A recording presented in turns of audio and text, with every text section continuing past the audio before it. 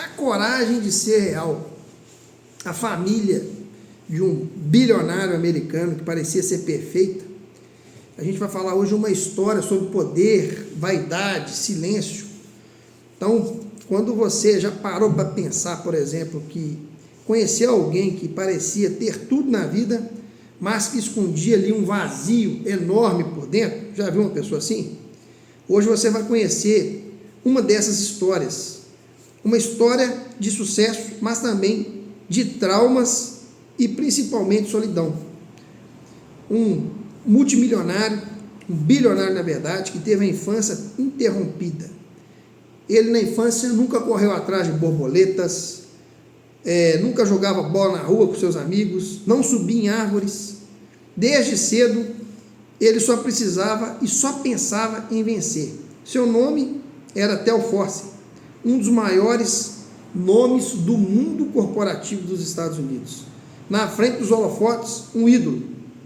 Quando as pessoas viam, era um ídolo, uma pessoa de muito carisma e que as pessoas queriam sempre aproximar dele, para fazer o network, para ter algo em troca.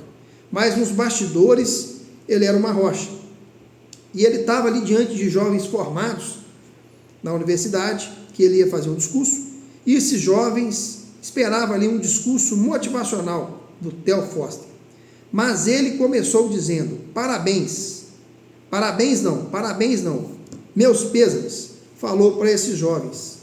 Vocês foram treinados para tirar notas, mas não foram preparados para a vida. Vocês têm medos de crítica, disse Theo Foster. São viciados em dopamina iguais a viciados em cocaína. Viciados em dopamina barata, quis dizer ele. E ele foi aplaudido pelo impacto. No primeiro momento, a plateia ficou em choque. Alguns se ofenderam, outros aplaudiram, pela coragem de dizer a verdade que ninguém queria ouvir naquele momento. Isso aconteceu e as pessoas refletiram muito sobre o que ele falou. Ao invés de ele fazer um discurso motivacional, ativacional, para aqueles recém-formados, ele falou uma verdade para as pessoas refletirem e talvez mudar ali o sentido da vida delas após a formação. Dias depois, o Theo Foster reuniu ali com 3 filhos e a sua diretoria. À esquerda, seu braço direito, Douglas. À direita, um estranho misterioso. No centro, os herdeiros do Theo Foster. Então, ele tinha o seu braço direito, que chamava Douglas, um executivo. À sua esquerda, um misterioso robô chamado Invictus, que foi criado com a inteligência artificial. E no centro, os seus 3 filhos, os 3 herdeiros, 2 homens e uma mulher, que era herdeiro desse bilionário. Ele tinha o primeiro filho mais velho, que era racional, vaidoso e perfeccionista. E nessa reunião foi a apresentação do resultado das empresas. E os seus filhos eram diretor, um de cada área. O Peterson apresentou ali nos resultados do seu setor um faturamento de 370 milhões de dólares. E ele ficou muito orgulhoso com essa apresentação, mas o Theo Foster, o pai, respondeu após a apresentação que ele havia escondido ali dados e que cresceu menos, a empresa havia crescendo menos do que o ano passado. E disse para o filho dele: você é bom, mas não é excepcional. Quando foi a apresentação da sua filha do meio, que chama Brenda, era linda, bonita, articulada, influente nas redes, mas por dentro ela sofria aí de bulimia, inseguranças e também medo. Ela apresentou um prejuízo de 72 milhões e justificou que esse prejuízo foi devido à crise política. E quando ela fez essa justificativa, o pai retrucou que crise era ali uma desculpa de pessoas incompetentes. E chegou a vez da apresentação do Caleb, que era o filho caçula, que era considerado por muitos uma pessoa brilhante, ousada, e que parecia e que tinha ali a personalidade do pai. Porém, ele era viciado em cocaína. Na sua apresentação, ele disse que investiu em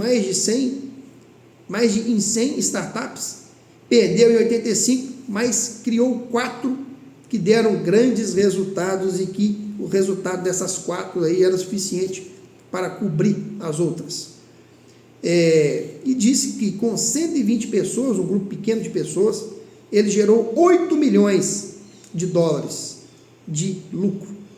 E depois, se vangloriou. E o silêncio ali do pai, das pessoas que estavam assistindo aquela reunião, caiu como uma sentença. O Theo Force não se exaltou. Ele apenas disse: todos amam o poder, até quem o nega. Foi uma frase que marcou, essa família, que é uma família ferida. 3 filhos, 3 gênios, mas todos carregando feridas emocionais, formados em sucesso, mas carentes aí de afeto. Um pai, no caso, que ensinou os filhos a ganhar dinheiro, mas não ensinou os filhos o que é o amor. Ele não criou herdeiros, ele criou o quê? Sobreviventes. Ele não ensinou empatia, ele ensinou os filhos o quê? Competição. Mas afinal, o que está por trás do sucesso? Quantas famílias aí escondem seus vazios atrás de uma imagem de perfeição? Quantas empresas são castelos de sucesso construídos aí sob traumas mal resolvidos? E principalmente nesse exemplo mostra uma disputa entre os filhos, não uma cooperação. E uma reflexão final que nós podemos dizer: essa não é apenas uma história de uma família rica, é a história de muitos de nós, de empresas, de pais, de pessoas que aprendem a vencer, mas não aprendem de fato a sobreviver. Se você acha que essa história tocou, comente abaixo. O que é mais importante para você, ser bem-sucedido ou ser feliz? Forte abraço.